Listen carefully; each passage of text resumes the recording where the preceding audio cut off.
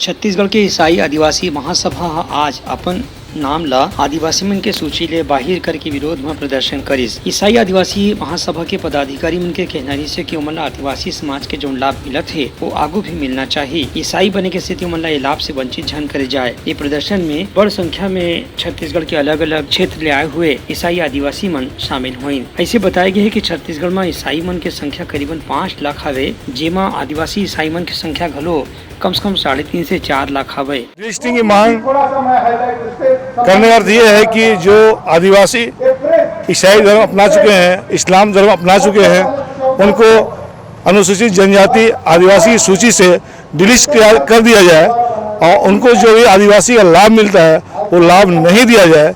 ये दो लाभ लोग उठा रहे हैं, ऐसी उनका आरोप है, किंतु ऐसा कुछ भी नहीं है। हम आज आदिवासी हैं, तभी आदिवासी होने का ये सुविधा हमको प्राप्त होता है।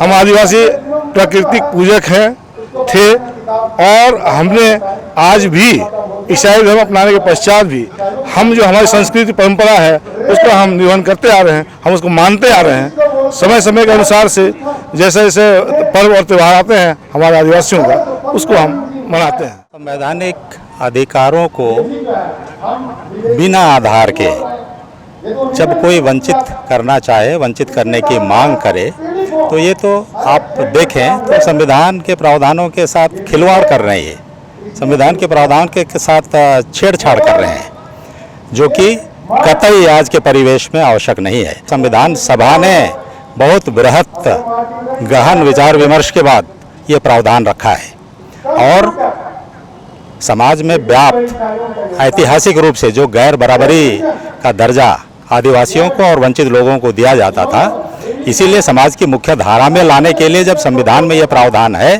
तो ये निहायत ही गैर जरूरी और निराधार मांग है। ब्यूरो रिपोर्ट, उतलंघा न्यूज।